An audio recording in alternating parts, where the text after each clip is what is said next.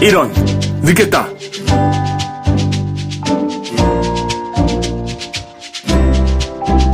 안녕하세요.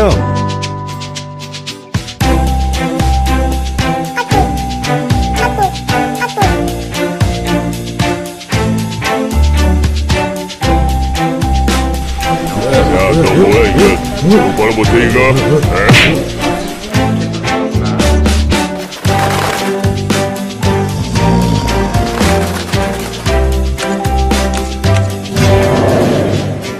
뭐야, 이건 예배가 아니잖아!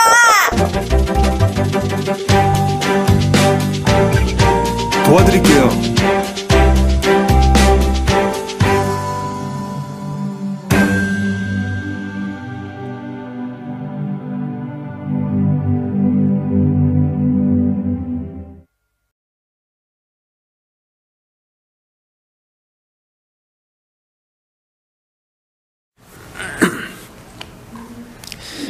여러분, 그동안 많이 기다리고 또 사모해 왔던 그러한 현장입니다.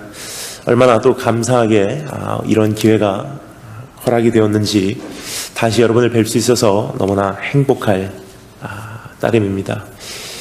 그동안 안녕하셨는지요? 너무나 또 2년 더 우리가 시간이 지나서 만날 수 있어서 또 얼마나 감사한지 모르겠습니다.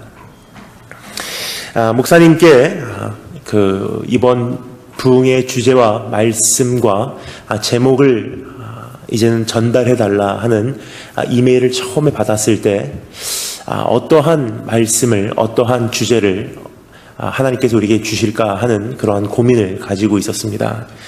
사실 미주 일정 전체를 바라보며 매번 고민을 많이 합니다.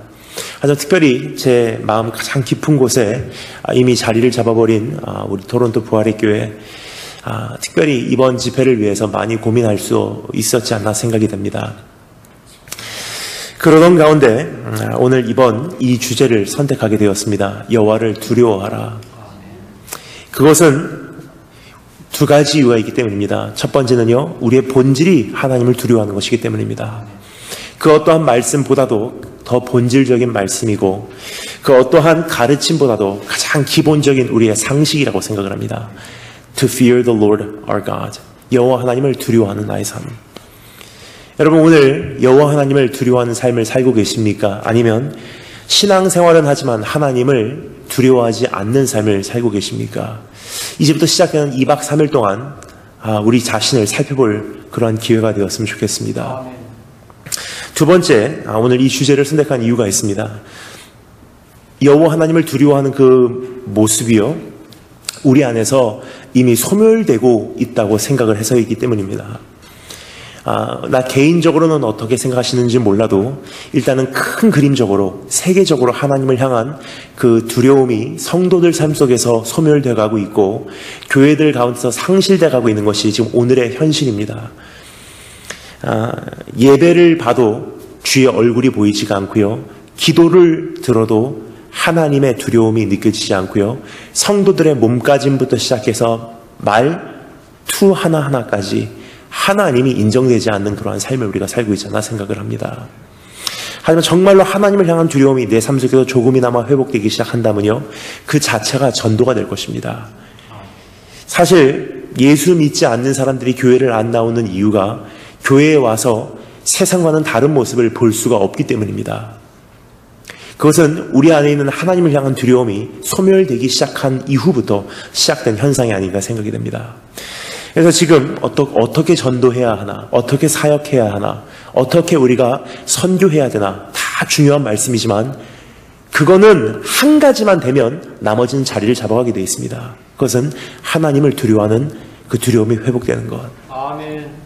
그래서 오늘 이 시간, 지난 29년 동안 우리가 얻은 것도 참 많습니다. 주의 은혜 하나로 여기까지 오게 되었습니다.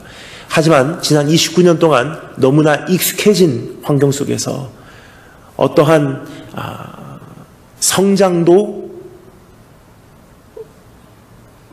그리고 그 뒷걸음질도 치지 않는 똑같은 제자리 걸음에 어떠한 우리의 침체기 속에서, 혹은 특별한 어떠한 변화가 일어나지 않는 그 내 삶의 현실 속에서, 혹시나 그러한 습관화된 신앙 속에서 하나님을 향한 두려움이 내 안에 소멸되지는 않았는지 한번 내 자신을 살펴보는 그러한 2박 3일의 시간, 그리고 하나님을 향한 두려움이 회복되어 멎었던 심장이 다시 한번 뛰기 시작하고 다시 한번 하나님을 향한 신앙생활의 제2장이 내 삶 속에 펼쳐지고 오늘 새로운 날을 맞이하시는 우리 한 분 한 분, 그리고 토론토 부활의 교회 우리 성도님 되시기를 주님의 이름으로 축원합니다. 아멘.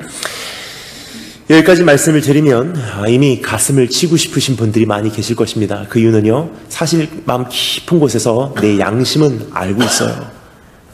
내가 하나님을 시간이 지나면 지날수록 두려워하지 않는다는 사실. 예를 들어서 제일 처음에 신앙생활을 시작했을 때는요, 죄를 져도 사실 아팠어요. 근데 지금은 시간이 지나면 지날수록 죄를 져도 아프지 않는 것이 우리의 현실입니다. 제일 처음에 우리가 신앙생활을 시작했을 때는요, 주일 예배만 늦게 와도 일부 예배 드리고 어디 가도요, 왠지 모르게 가슴이 불편했어요. 근데 지금은요, 일부 예배 드리면 됐지 하고 세상과 주님을 우리가 함께 섬기는 그러한 시대가 되지 않았나 생각이 됩니다.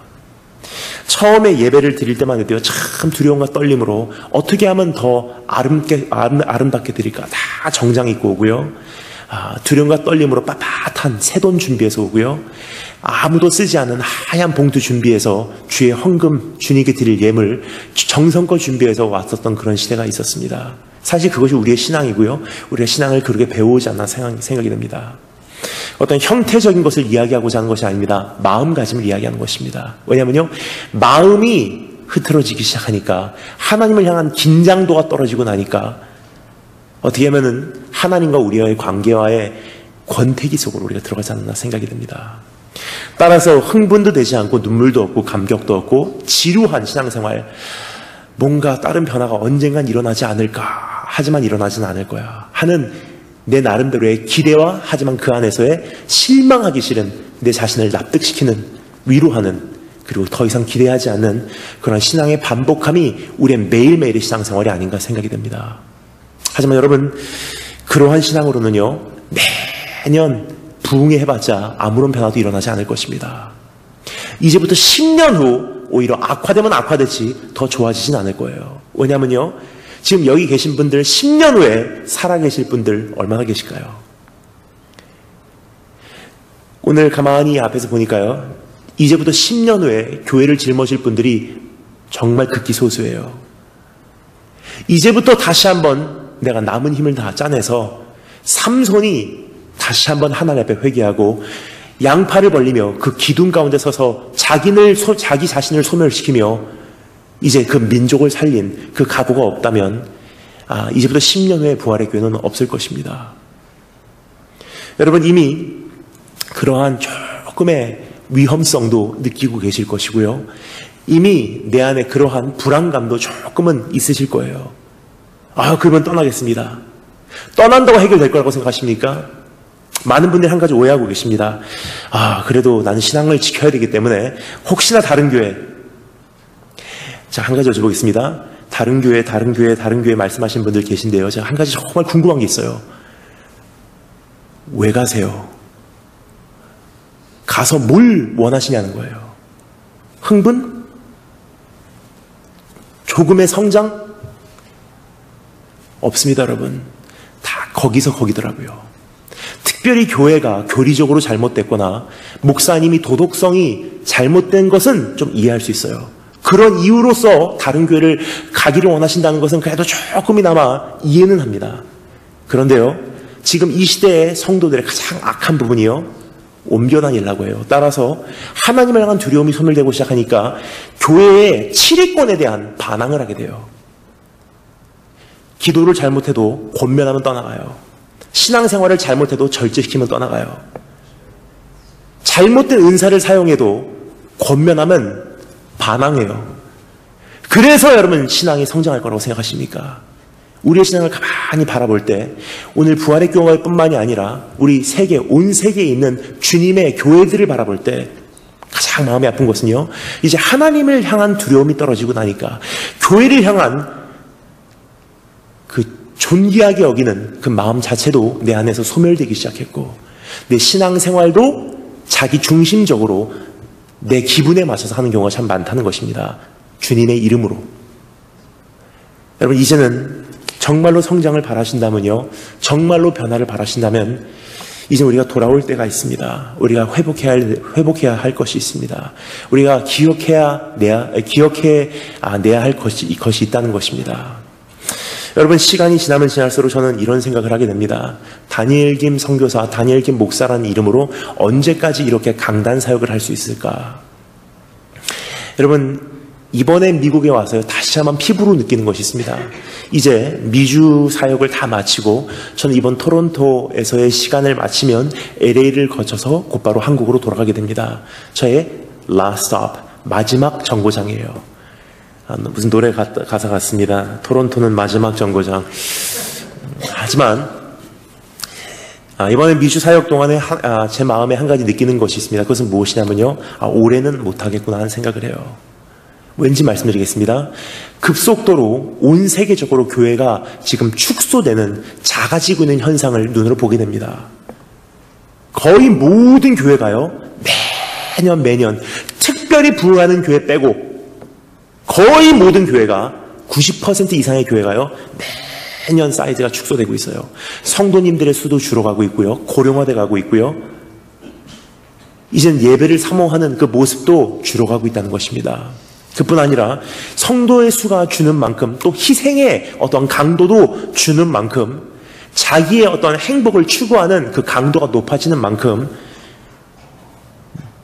교회 안에서 재정도 메말라가고 있는 것이, 고갈되어가고 있는 것이 오늘이 우리 맞이한 그 현실이 아닌가 생각이 듭니다. 그뿐 아니라 지금 사회에서 일어나는 여러 가지 현상이 여러분 느껴지십니까? ISIS를 비롯해서 급속도로 테러 분자들이 지금 과격하게 또 급속도로 온 세계로 퍼져나가고 있는 것이 여러분 감지되십니까? 뉴스 보시면요, 금방 알 수 있어요. 지금 미국 안에서도, 캐나다 안에서도요, 테러리스트들이 얼마나 많이 여기 침입해 이곳에서 잠시 잠복하고 있는지 우리가 알 수가 없습니다. 가면 갈수록 테러 많아질 거예요. 이런 생각을 합니다. 언젠가 한국에서 테러가 일어나면요, 한국이라는 조그만 나라는요, 그럼에도 불구하고 이 붐비는 나라는 어떻게 할 수가 없을 거예요. 지하철 차단하겠습니까? 아침에 지하철 출근 시간에 거기다가 특별 어떠한 보안시설을 세우겠습니까? 폭탄 터지면요, 어마어마한 희생이 나올 것이고요. 그럼에도 불구하고 어떻게 손을 쓸 수 없는 게 지금 대한민국 사회의 현실이에요. 근데 한 가지 말씀드리겠습니다. 대한민국 2호선에서 언젠가 폭탄이 폭발해도 이상하지 않은 무방비 상태로 우리가 살고 있다는 거예요. 그리고서 한국뿐만이 아니라 캐나다, 특별히 이번에 이주에서 들어오는 수많은 이민자들, 어마어마한 무슬림 인구가 지금 캐나다로 들어올 거예요. 그뿐 아니라 지금 정부의 제도를 비롯해서 수많은 환란의 그 발자국 소리가 우리에게 들려오기 시작하는 현실 속에 살고 있습니다. 따라서 이번에 미국에 와서 다시 한번 느끼게 되는 것이 있다면요, 다니엘 김 선교사라는 이름으로, 다니엘 김 목사라는 이름으로 이렇게 강단에서 사역을 할 수 있는 날이요, 물론 하나님께서 필요하시다면 연장시켜 주실 것입니다. 하지만 제가 느끼는 바요, 어디까지나 제가 느끼는 바는요, 길어서 10년이면 이렇게 못 다니는 날이 오지 않을까 생각합니다. 그럼 여러분, 우리가 사생결단하고 교회를 위해서 희생해도 일할 수 있는 날은 이제 얼마 남지 않았어요. 정말 제가 느끼는 바는 정말 특별한 은혜 아니고서는 이제부터 10년이 거의 승부예요. 그럼 이제부터의 10년을 여러분 어떻게 아시겠습니까? 노하우를 배우시겠습니까? 새로운 프로그램을 도입하시겠습니까? 아니면 노방전도를 하시겠습니까? 아니면 어떤 선교 프로그램을 우리가 흡수하시겠습니까? 해결되지 않습니다. 정말로 오늘 이 강단에 서서 제가 말씀을 드리고자 하는 것은요, 이것은 어떠한 외부 강사로서 참 하기가 힘든 이야기들이 아닌가 생각이 됩니다. 하지만 너무나 감사하게도 지난 10년 동안 저는 부활의 교회를 매번 찾아올 수 있는 은혜를 하나님께서 주셔서, 저도 모르는 사이에 지난 10년 동안 우리 담임 목사님을 비롯해서 우리 성도님 한 사람 한 사람, 그리고 교회를 마음으로부터 사랑하는 그러한 마음이 생겨서 교회를 대신해서 고민하다 보니 제가 느끼는 바를 이제부터 2박 3일간 나누고자 합니다. 여러분, 우리가 살 수 있는 길은요, 이제 유일하게 한 가지밖에 남지 않았습니다. 다시 한번 하나님을 두려워했던 그때, 정말 깨질 수 있는 이 교회 세워놓고서 혹시나 깨질까 해서 두려워서 함부로 다루지 못했던 그 시대, 너무나 애절해서 밤잠 못 이루고 우리 본당을 채웠던 그 기도의 순간순간들 다 기억하십니까, 여러분? 그것을 기억하시는 분들이 사라지기 전에 우리가 손을 써야 돼요. 그분들마저 이 교회에서 사라지기 시작한다면요, 그분의 그림자들마저 더 이상 이 교회에서 우리가 느낄 수가 없다면요, 그때는 이제는 정말 늦습니다. 그래서 아직은 시간이 있기에 하나님께서 다시 한번 29주년 이 부흥성회를 통해서 우리에게 또 한 번의 기회를 주고 계십니다. 내년은 또 다를 거예요. 그래서 오늘 이 시간 여러분과 함께 고민하고자 합니다. 하나님을 내가 어떻게 두려워할 수 있는지 좋은 소식을 먼저 말씀드리겠습니다. The good news, the gospel. 여호와를 두려워함을 배우라라고 성경은 이야기하고 있어요. 비록 그것이 내가 가지고 천성적으로 태어난 모습은 아닐지라도, 혹은 한때 조금은 소유하고 있다가 지금은 상실된 나의 모습이라 할지라도, 다시 한번 주님께서 말씀하십니다. 여호와를 두려워함을 배우라. 아멘. 배울 수가 있다는 거예요. 아멘. 그래서 우리 다시 한번 기초로 돌아가서 차곡차곡 배움부터 시작하도록 하겠습니다. 우리 다 같이 10절 말씀 읽겠습니다. 오늘 주신 말씀 10절 한 목소리로 먼저 읽도록 하겠습니다. 10절 다 같이 한 목소리로 읽겠습니다. 시작. 내가 호렙산에서 내 하나님 여호와 앞에 섰던 날에 여호와께서 내게 이르시기를 나에게 백성을 모으라. 내가 그들에게 내 말을 들려주어 그들이 세상에 사는 날 동안 나를 경외함을 배우게 하며 그 자녀에게 가르치게 하리라 하시매. 아멘. 여러분, 하나님을 두려워하고 하나님을 경외하는 것, 우리의 본질임에도 불구하고 타락한 세상에 사는지라 그것이 죄인으로서 이 세상에 우리가 등장하는 순간 천성적으로 가지고 태어난 모습은 아니라는 거예요. 오히려 성경은 우리에게 반대로 말하고 있습니다. 의는 없나니 하나도 없고 깨닫는 자도 없고 하나님을 찾는 자도 없고 다 치우쳐 한 가지로 무익하게 되고, 무슨 뜻입니까? 천성적으로 하나님을 두려워하는 사람은 없다는 거예요. 그리고 그것이 한때 내가 예수님을 만나면서 내 안에 조금이나마 소유했던 그런 신앙의 마음이라고 할지라도, 신앙생활을 거듭하는 가운데 많은 세월이 흐르는 가운데 내 안에 이미 그 모습이 상실되었다 해도 주님께서 말씀하십니다. 여호와를 두려워함을 배우라. We can learn to fear the Lord our God. 하나님을 두려워하는 것을 우리가 배울 수가 있다고 성경은 이야기하고 있어요.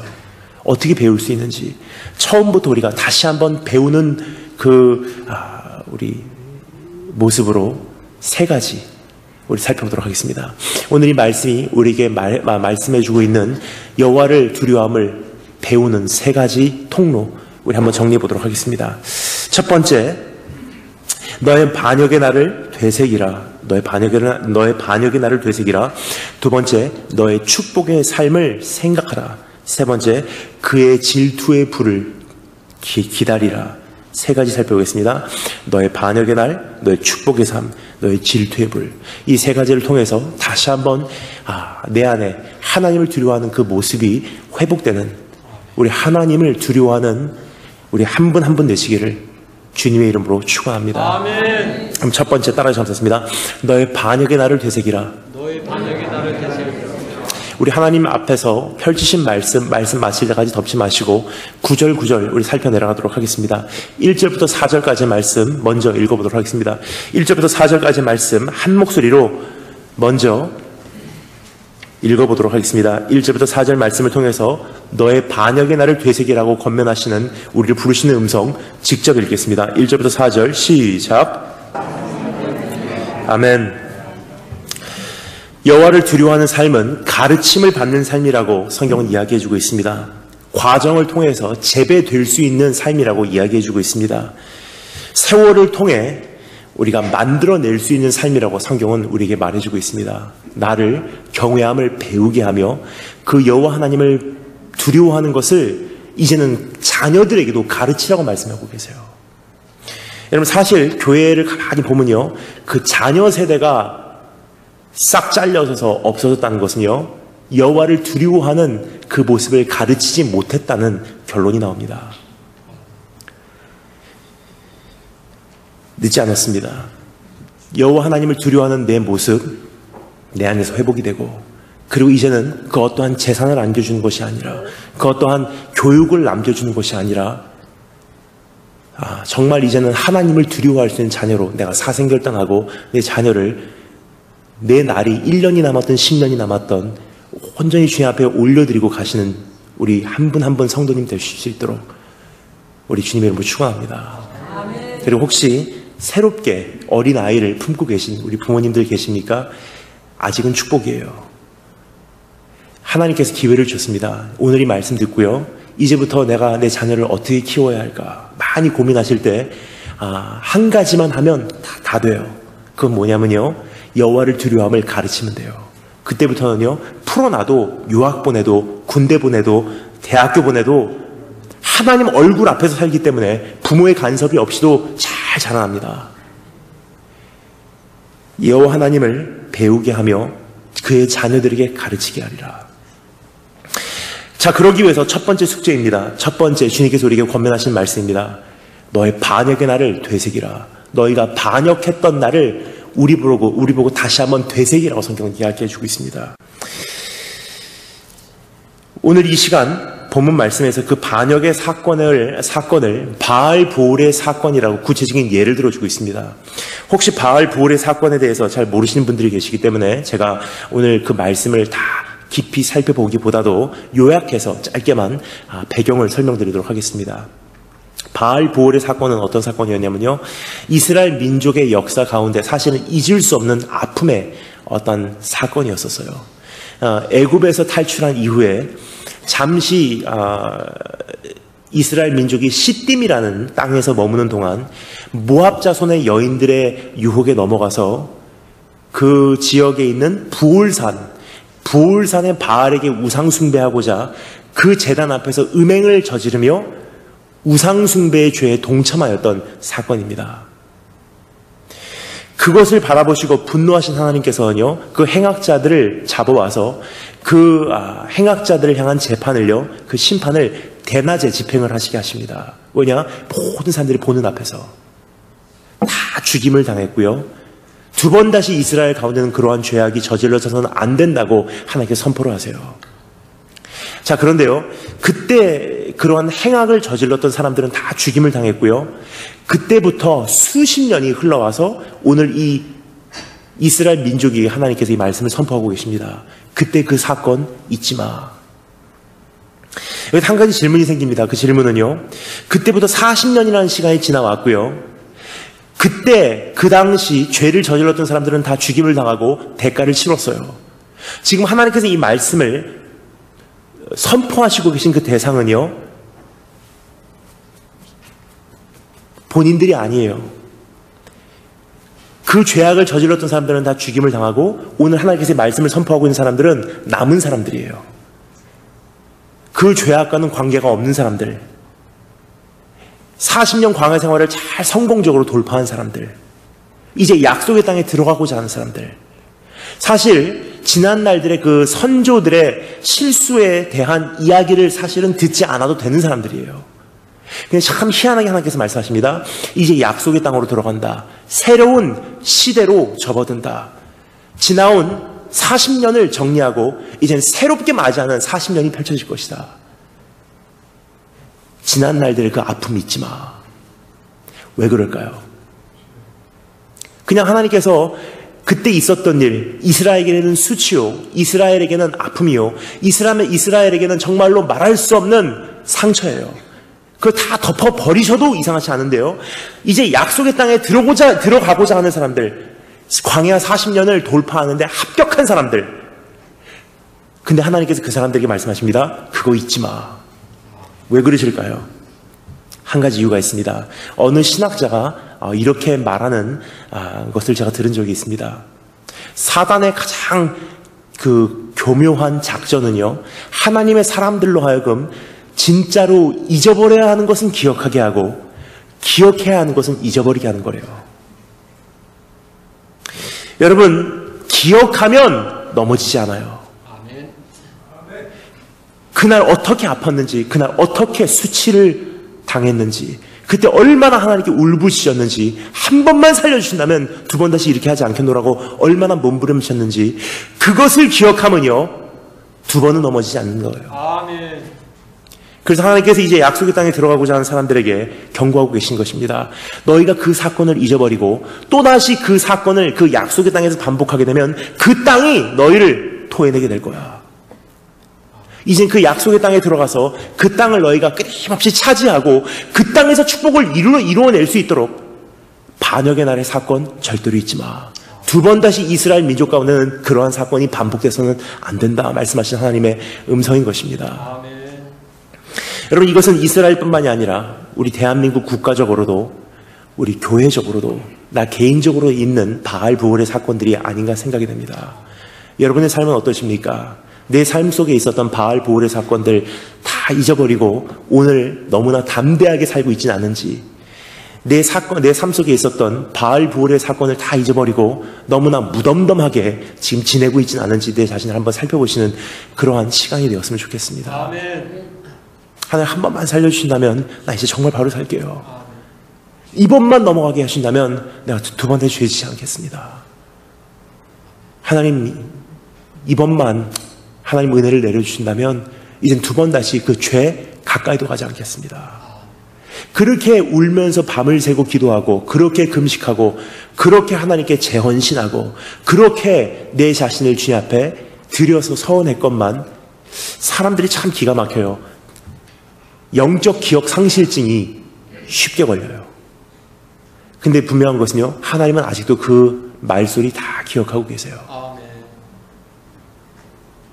성경은 이렇게 말합니다. 그걸 잊어버리면 일어섰다고 생각하면 또 넘어질까 두려워해라. 여러분, 국가적으로도 그러한 사건들이 있었습니다. 6.25 사건 이래로 우리가 참 하나님 앞에 참 두려움과 떨림으로 한 시대를 맞이했어요. 근데 하나님께서 어떻게 하십니까? 그 사건을 위로하고자 대한민국을 급속도로 회복시키는 그 손길을 경험시키게 됩니다. 근데 어마어마한 풍요로움 속에서 이제는 오히려 그 풍요로움을 통해서 하나님께 영광을 돌리기보다도 오히려 거꾸로 그 풍요로움을 통해서 대한민국 역사상 가장 악했던 모습으로 하나님을 반역하는 그러한 시대가 우리 삶 속에 지금 펼쳐지고 있지 않나 생각이 됩니다. 근데 하나님께서는 그것을 용서하지 아니하시고 어떻게 하십니까? 가감없이 경고를 하세요. 수많은 사건들을 통해서 천안함 사건, 세월호 사건, 그 다음에 뭘까 하는 생각할 때 참 두렵고 떨립니다. 여러분, 일본에서 지진이 일어났다고, 그리고 쓰나미로 일본이 자연재해를 경험했다고, 그리고 원자력 발전소의 사고로 인해서 그 땅에 참 상상을 초월하는 아픔이 실현됐다고 어떤 목사님께서 이렇게 감히 설교하는 내용을 들은 적이 있습니다. 하나님께서 예수 믿지 않는 일본은 그렇게 치시고 예수를 잘 믿는 십자가가 많이 서 있는 대한민국은 모든 자연재해가 피해가도록 하나님께서 지키셨다. 저는 그 설교를 들으면서 참 감사했어요. 왜냐면요, 제가 강단에 올라와서 그 목사님 끄집어 내리지 않은 게 전 감사했어요. 왜냐면요, 하나님께서는 그런 분이 아니세요. 오히려 정반대로 말씀하신 분이십니다. 뭐라고 말씀하시죠? 많이 준 자에게는 많은 것을 요구하신대요. 즉 좌우도 분변치 못하는 일본. 여러분, 일본이라는 나라는요, 야이요로스노 카미 800만 개의 우상이 있는 나라예요. 하나님에 대해서 그냥 모르는 나라예요. 그러니까 일본이요, 뭐가 옳고 뭐가 그릇되고 뭐가 진짜 하나님이고 뭐가 우상인지 그 자체도 분별치 못하는 일본이 죄를 지는 거하고요, 십자가가 이렇게 많이 서 있는데 교회에서부터 사회 구석구석에 도달하기까지 더러움으로, 악행으로, 음행으로, 거짓말로, 사기로, 돈을 향한 욕심으로 다 깊이 물들어가고 있는 대한민국을 바라보시면서 하나님께서 심판하시는 그 기준하고 기준 자체가 다르다는 거예요. 많이 준 자에게는 많은 것을 요구하시니라. 그러한 맥락에서 볼 때 여러분 지난 29년 동안 부활의 교회가 받은 어마어마한 은혜 어떻게 관리했는지를 한번 볼 때가 되지 않나 생각이 됩니다. 29년 동안 정말 하나님 은혜로 나를 지켜주셨습니다 하고 감탄하는 것도 중요하지만 그분께 마땅히 올려드려야 되는 찬양을 올려드려야 되긴 하지만 받은 은혜만큼 청구하신 분이세요. 너 그거 허락했건만 너 어떻게 지내냐? 그만한 물질, 그만한 자원, 그만한 시간, 그만한 일꾼 너 뭐하고 지냈냐? 그만한 건강, 그만한 각각 성도 축복하신 그 하나님의 모습 그것을 가지고 너 뭐하고 지냈냐? 참 무섭고 두렵고 정확하신 하나님이세요. 여러분 그뿐 아니라 주님께서 이렇게 말씀하신 거 여러분 들으신 적 있습니까? 일본을 하나님께서 자연재해로 치시고 대한민국을 하나님께서 그냥 피해가게 하시는 게 아니에요. 하나님께서 일본을 우리에게 보여주시는 거예요. 너희도 회개해라.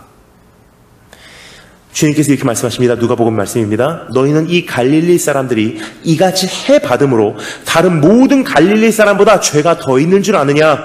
내가 너에게 이르노니 아니라 너희도 만일 회개하지 아니하면 다 이와 같이 망하리라. 또 실로암에서 망대가 무너져 치어 죽은 18사람이 예루살렘에 거한 다른 모든 사람보다 죄가 더 있는 줄 아느냐? 아니라 너희도 만일 회개하지 아니하면 다 이와 같이 망하리라. 일본은 하나님께서 대한민국에 보여주시는 정말 호소하시는 경고예요. 회개하고 돌아와. 근데 여러분 대한민국을 보면요 참 마음이 아파요. 얼마나 아프냐면요 사실 지금 어디서부터 손을 대야 될지 모르는 것이 대한민국 사회고 대한민국의 교계예요. 교계라는 것은요 어떠한 대한민국 그 교회 정치 세계에 대해서만 말씀드리는 게 아니고요 성도님 한 사람 한 사람의 인생을 바라볼 때 참 가슴이 찢어지도록 아프고 참 제가 그분들을 대신해서 두려워해요. 두렵기 시작해요. 정말로 예배 가운데 하나님이 느껴지지 않고요 정말로 교회 가운데 하나님 안 계셔도 모든 프로그램들은 진행되도록 지금 정신없이 달려가고 있는 것이 그들의 모습이요 오늘 우리의 모습도 되어 있지 않나 생각이 듭니다. 여러분 어떻습니까? 그날의 아픔, 그날의 수치, 그날의 초조함, 밤잠 못 이루면서 가슴 터질 것 같이 새벽을 못 기다리고 밤새도록 불안에 떨며 하나님 한 번만 살려주세요 외쳤던 그때의 느낌 기억하십니까? 주님께서 말씀하세요. 그거 다시 한번 되새겨. 왜냐면요 누구도 보장 못합니다. 그날이 두 번 다시 우리에게 오지 않는다는 것. 하나님을 가만히 요즘에 묵상하다 보면요 다시 한번 깨닫게 되는 하나님의 속성들이 있습니다. 우리 하나님은요 정확한 분이시고요 우리 하나님 안에는요 예외가 없고요 우리 하나님은 편애하시는 분이 아니세요. 주님께서 우리에게 말씀하시죠. 죄를 지면 정령 죽으리라. 죄의 삭은 사망이래요. 여러분 죄에는 반드시 대가가 있습니다. 물론 정말로 두려워하고 떨고 매를 맞아서 차라리 돌아와서 회개하고 정말로 나머지 인생 다시 한번 회심한 모습으로 살아낸다면 구원이 있겠지만 이 땅에서 죄를 짓고 이 땅에서 잘못된 선택을 하고 이 땅에서 신앙으로부터 떠나가는 그러한 한 걸음 한 걸음을 내가 선택을 하면요 반드시 대가가 있다는 거예요. 어떤 분이 이렇게 생각하십니다. 지금까지 아무런 일 없었습니다. 여러분 한 가지 분명한 것은요 하나님은 예외가 없고 편애가 없으시지만 동시에 기다리시는 분이세요. 계속 기다리세요. 경고하세요. 내 양심을 통해 또 혹은 수많은 종들의 입술을 통해 돌아와. 근데 한 가지 말씀드리겠습니다. 하나님의 기다림은요 영원한 기다림이 아니에요. 언젠가는 끝이 있는 기다림. 그리고 그날 하나님께서 이젠 드디어 채찍으로 치시잖아요. 많은 분들이 깜짝 놀라세요. 지난 10년 동안 똑같은 죄를 짓고 똑같은 신앙생활하고 똑같은 교회 생활에 왔는데 왜 오늘은 하필이면 재수가 없어서 운이 안 좋아서 왜 오늘은 이게 문제가 되나? 하나님 바뀐 거예요? 아니에요. 10년 동안 기다리시다가 오늘 집행하는 것뿐입니다. 하나님께서 갑자기 찾아오실 때 그 경험을 수많은 사람들이 이렇게 고백합니다. 도적과 같이 오시리라. 깜짝 놀라는 거예요. 지난 10년 동안 똑같은 죄를 반복할 때는 느껴지지 않더니 갑자기 어느 날 똑같은 죄를 반복한 것뿐인데 그날은 이게 문제가 되는 거예요. 하나님이 채찍이 들여지기 시작했다는 것입니다. 오늘 하나님 앞에서 우리가 더 늦기 전에 돌아보시기 바랍니다. 여호와 하나님은 만유의 여김을 받지 않으신 분이래요. 무서움의 존재라는 거예요. 아멘. 많은 분들이 하나님에 대해서요 이렇게 생각합니다. 그냥 나를 사랑하시는 분이시고 은혜로우신 하나님이시고 긍휼의 하나님이시고 나와 친구 되신 하나님이시니까 그 어마어마한 신앙 고백과 같이 들리는 그 잘못된 신학 속에서 나도 모르는 사이에 하나님을 향한 가장 중요한 부분이 빠져버렸어요. 뭐죠? 여호와 하나님을 향한 무서움. They were afraid. 여러분 우리가 We don't want to deal with this kind of God. 그래서 we made him into something else that he is not. 사람들이 보통 다루기 싫어하는 하나님이에요. 사람들이 보통 우리 교제하기 어려워하는 하나님이에요. 따라서 어떻게 합니까?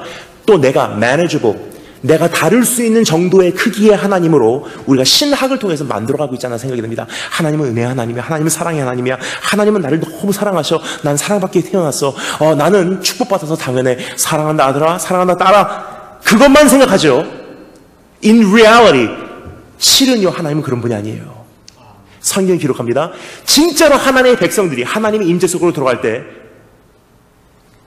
찬양하라 내 영혼아, 그게 아니었어요. 두려움과 떨림으로 무서움으로 들어갔대요. 여러분 그 하나님 아직도 예배 가운데 느끼시고 계십니까? 아직도 교회에서 만나 뵙고 계십니까? 아직도 신앙생활 가운데 그분을 인정하고 계십니까? 사실 그것이 인정되지 않는 시대에 살고 있어요. 만만한 하나님. 그럼 어디부터 29년을 우리가 다 정리하고 새롭게 시작해야 하는지, 하나님을 무서워하는 그것부터 시작을 해야 돼요. 아멘. 하나님을 어려워하는 것부터 우리가 다시 한번 되찾아가야 되지 않나 생각이 됩니다. 아멘. 하나님은 오늘도 죽이실 수 있는 분이시고요. 아멘. 살리실 수 있는 분이에요. 치실 수 있는 분이시고 싸매실 수 있는 분이세요. 찢으실 수 있는 분이시고 다시 한번 그 사이를 주님께서 꿰매어 주실 수 있는 분이세요.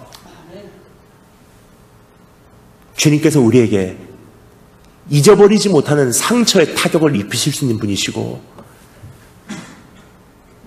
그 상처를 치유하시고 언제까지나 그 은혜의 감격으로 인해서 나로 하여금 눈물을 흘리게 하실 수 있는 분이세요.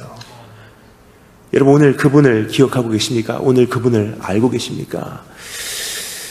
여러분 정말 마음이 아파요. 왜냐면요 우리가 정신없이 달려오던 교회 부흥 이것은 이 교회뿐만이 아니라요 대한민국 사회 전체 너무나 많은 교회들, 다는 아닙니다.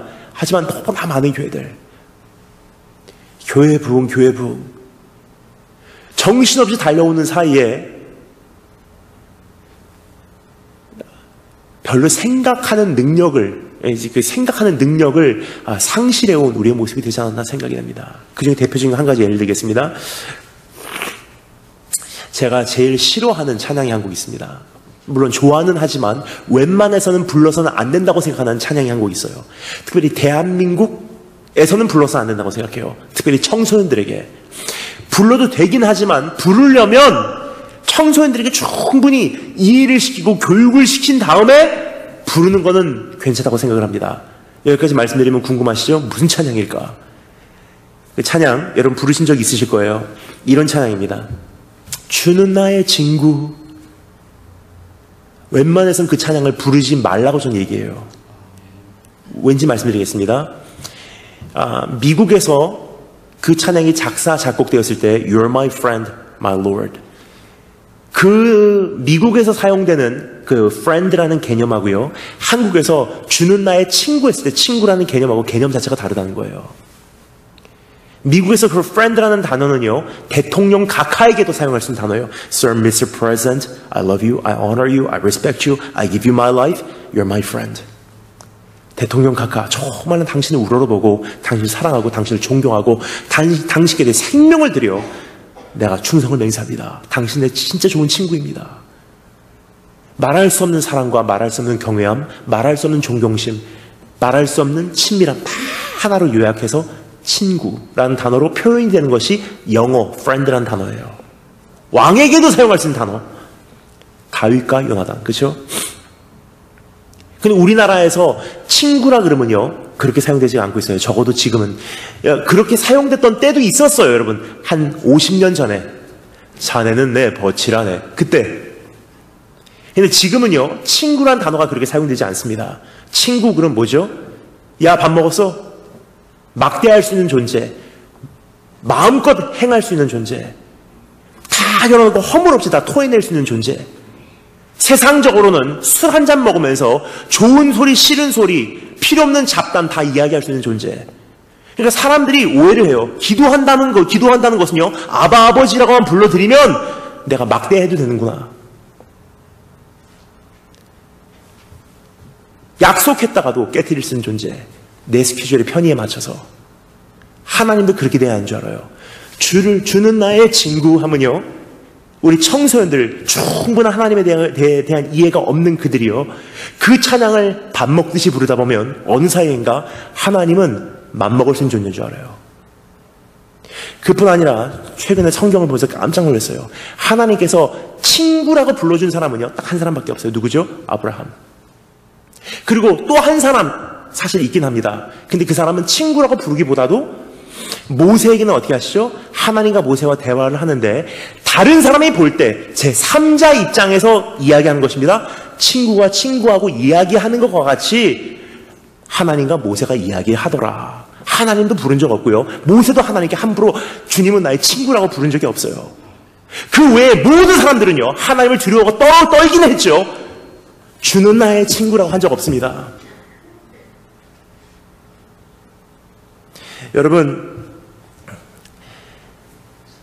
오늘 하나님을 여러분 두려워하고 계십니까? 하나님을 무서워하고 계십니까? 오늘 하나님을 정말 우리가 경외하고 계십니까? 여기서 내가 어떠한 신앙생활을 해 나갈 것인지 방향이 정해져요. 왜냐?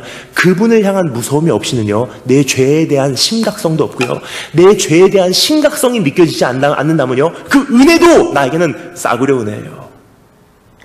그럼 신앙의 가장 밑에 지금 우리의 신앙을 받쳐주는 것은요 거룩하다 화로다 내가 죽게 되었도다.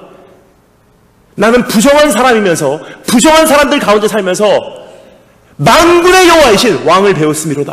막 두려워 떠는 모습, 그 모습이 없어요. 이제 예배당에 들어올 때도요 참 편한 복장, 내가 원하는 하나님, 맘먹을 수 있는 존재, 신앙생활에 대한 어떠한 규칙이 다 무너져 내리면서 하나님은 그냥 편하게만 내 중심을 보시는 분이니까 이렇게 신앙생활하면 돼. 물론 중심을 보시는 것 분인 건 맞습니다. 하지만 중요한 것은요 행위가 무너지기 시작하니까 다 무너지기 시작했어요. 왠지 말씀드릴게요. 여러분, 사실 제 어머니한테 저는 가장 많이 긴장을 합니다. 제가 너무 사랑하고 제가 많이 존경하고 제가 가장 가까이 하는 분이 제 어머니세요.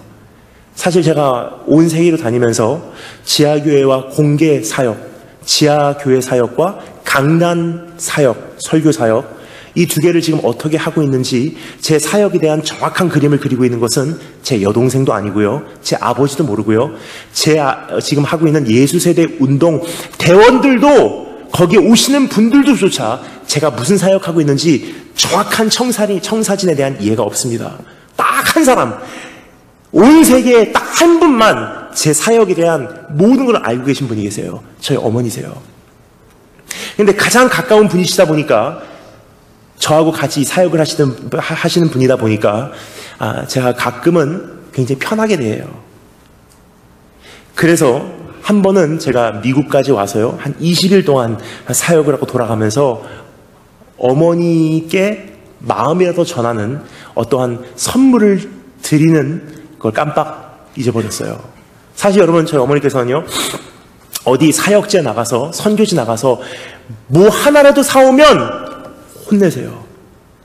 네가 사역하러 가냐 선물 사러 가냐. 그래서 지금까지도요 제 개인적으로도 무슨 물건을 사질 않습니다. 온 세계로 이렇게 선교지로 다니면서도요, 지난번에 인도에 갔는데 어떤 목사님께서 정말 놀라시더라고요. 많은 분들하고 한 50명 정도하고 갔는데요, 한 일주일 동안에 인도에서 일정 동안 많이 고생을 하다가 나머지 하루 쇼핑몰에다가 풀어놓으신 거예요. 성도님들이 난리 난 거예요. 이것도 사고 저것도 사고. 저는요 하나님께 서원을 했어요. 선교지에서는 사지 않겠습니다. 딱 하나만 제가 하나님께 예외를 받았어요. 냉장고에다 붙이는 자석. 그거 붙여놓으면요 그때를 계속 기억하면서 기도할 수 있거든요. 그러니까 항상 선교지 나갔다가 집에 올 때는요 딱 자석 하나만 들고 들어와요. 다녀왔습니다 하고 어머니께 드리면요 그 자석을 냉장고에다 딱 붙여놓는 순간 그때부터 가족이 생각날 때마다 그 자석을 볼 때마다 그 땅을 위해서 계속 중보합니다. 자, 그런데 어디 가면 뭐를 이렇게 사오는 것을 원치 않으시는 어머니지만 미국은 조금 달라요. 뭐냐, 20일 동안 정신없이 돌아다녀도 제가 익숙한 곳이잖아요. 제가 살던 곳이기 때문에. 그러면 미국에서는 뭐 단돈 뭐 100불짜리라고 해도 그냥 어머니께 정말 그동안 사역 동참해 주셔서 감사합니다 하고 마음을 전하도록 제가 훈련을 받았어요. 한번 이렇게 생각했습니다. 뭐 이런 걸 훈련을 받나, 그냥 무슨 이렇게 행함이 중요한가, 마음만 전드리면 되지. 그리고 그때는요 미국에 20일 동안의 여정을 하고도 돌아가면서 제가 양말 한 걸레도 안 사고요, 돌아가면서 어머니 것도 아버지 것도 아예 아무것도 안 사왔어요. 딱 집에 들어가는 순간 어머니께 저에게 경책하시더라고요. 너 그렇게 하는 게 아니야. 행함이 있다는 것은 마음을 전달하는 거야. 행함마저 무너져 내리면 언젠가는 마음도 증발해버려. 가리키는 거예요. 이거 드려. 내가 너에게 이거 안 받아도 되지만 내가 너에게 이걸 꼭 받아야 되겠어. 왜냐? 네가 나에게 이것을 줘야지 네가 바로 서거든. 그래서 지금은요 미국의 여정 다 돌면요 20불짜리 30불짜리라도 정말 정성스럽게 준비해서 어머니에게 갖다 드려요. 정말 그동안 사역 동참해 주셔서 감사합니다. 언제나 건강하시고 언제나 행복하세요. 아버지에게도 똑같은 선물.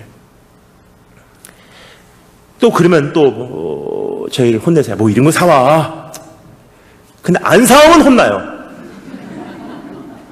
사다 드리면 또 이런 거 사와. 또 혼나고.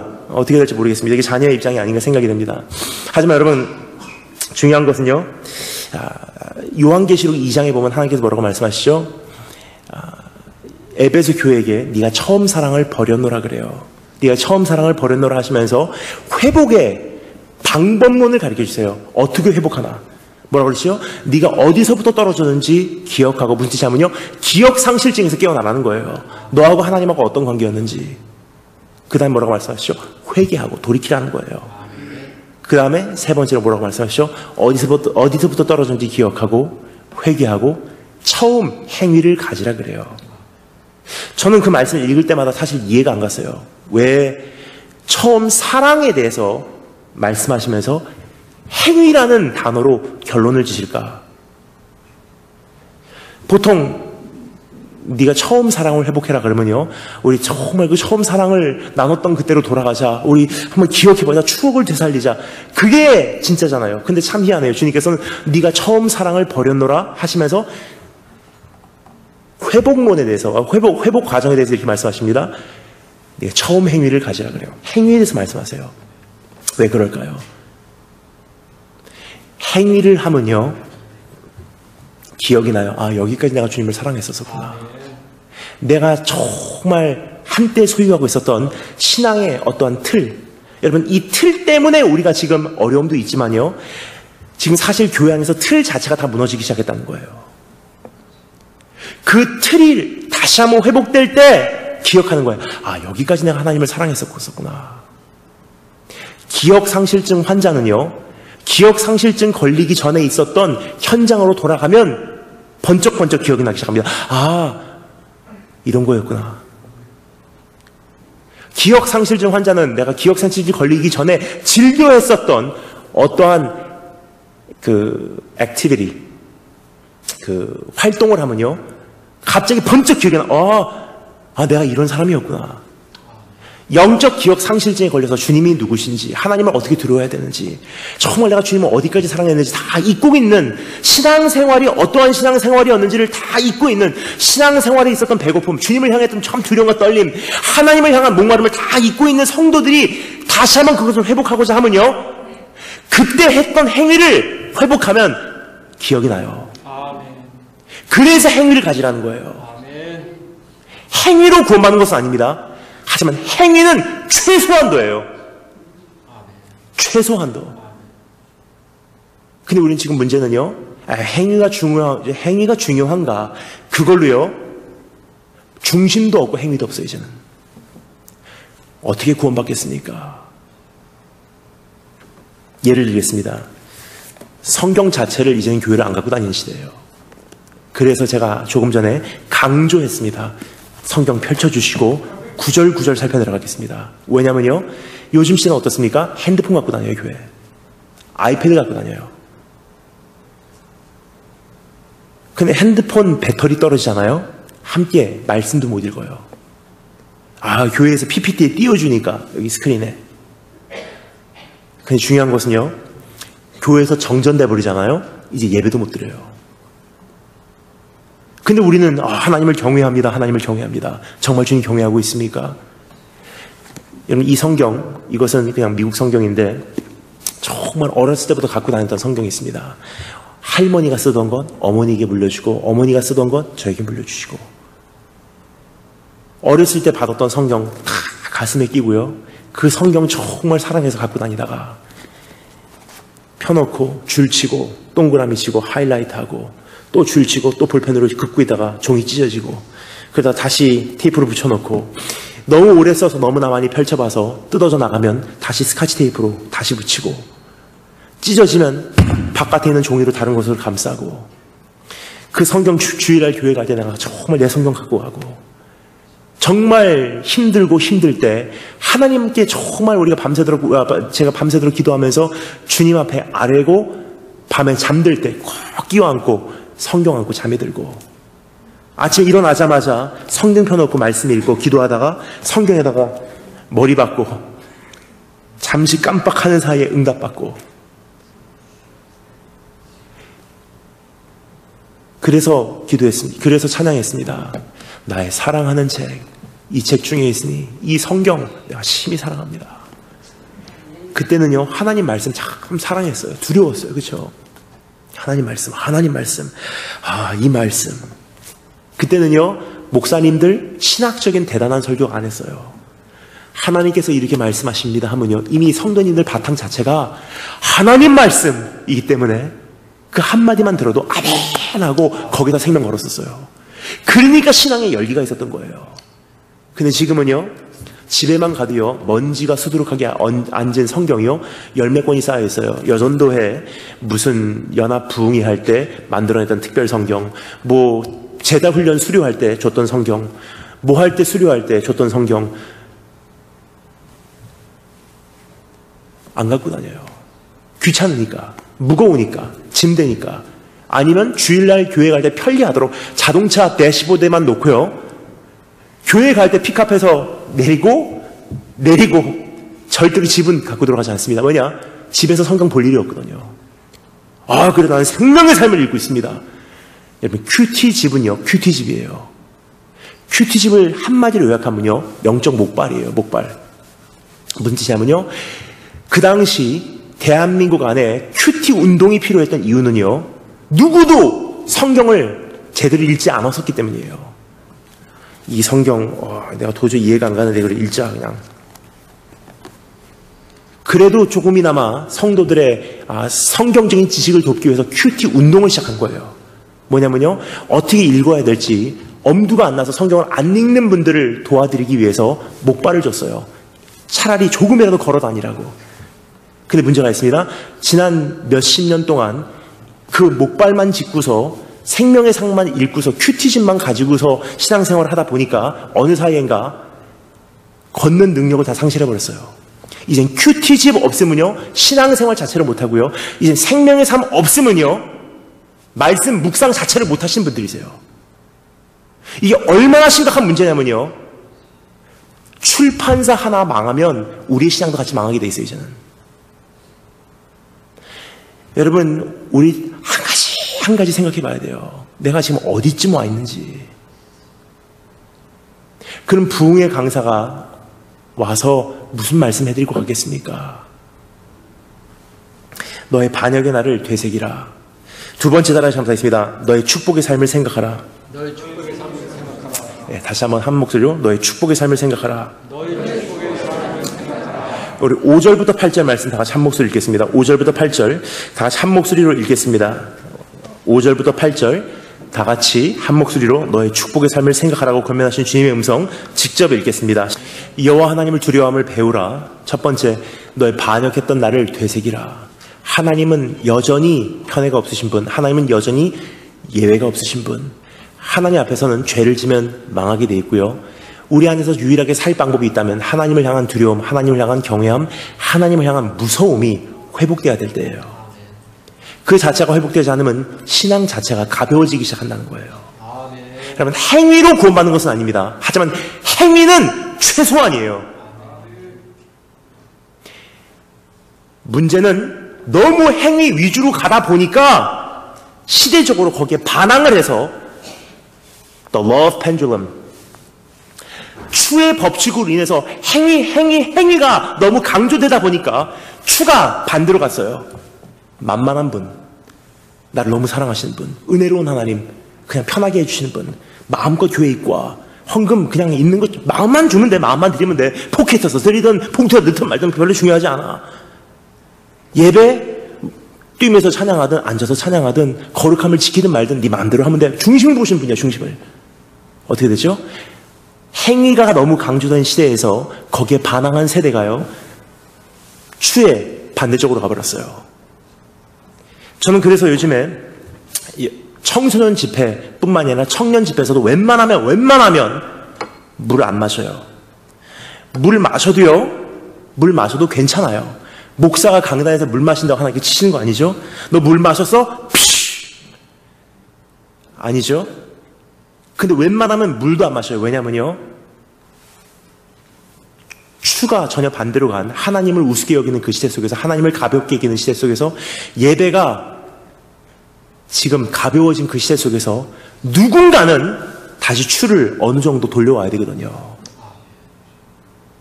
그러면 하나님 나 물 마시지 않겠습니다. 목사로서 성도들이 좋아하든 싫어하든 적어도 이 추에서 조금이나마 균형이 잡힐 수만 있다면 목사로서 할 수 있는 메시지 전하겠습니다. 목사로서 선포할 수 있는 진리 전하겠습니다. 목사로서 좀 지나치게라도 경직된 모습으로 하나님께 서겠습니다. 이것이 지금 하나님께 제 마음에 주시는 거고요, 오늘 여러분과 나누고자 하는 메시지입니다. 여호와를 두려워함을 배우라. 하나님, 두 번째 주님께서 우리에게 말씀하시는 것은요, 이제는 하나님을 무서워하는 정도의 차원이 아니라 또 한 가지 반드시 기억해야 할 것이 있대요. 뭐냐면요, 네가 정말 네 인생에 무엇이 축복이라고 생각하고 있니? 라고 물어보신 주님의 음성이에요. 너의 축복의 삶을 생각하라. 오늘 이 말씀 보면요, 주님께서 이스라엘 민족에게 도전을 하고 계십니다. 이제 이 말씀을 듣고 있는 대상은요, 이스라엘 민족은 광야 생활 40년을 다 완성하고 이제 약속의 땅에 들어가고자 하는 그러한 남은 자들이에요. 근데 하나님께서 그 사람들에게 뭐라고 말씀하십니까? 이 요단강만 건너면 이제 약속의 땅으로 들어갈 거야. 근데 내가 너에게 한 가지 반드시 알리기를 원하는 것이 있다. 너 진짜 축복이 뭐라고 생각하니? 이스라엘 민족이 그때까지는 별로 생각해 본 적이 없었을 거예요. 당연히 약속의 땅이죠.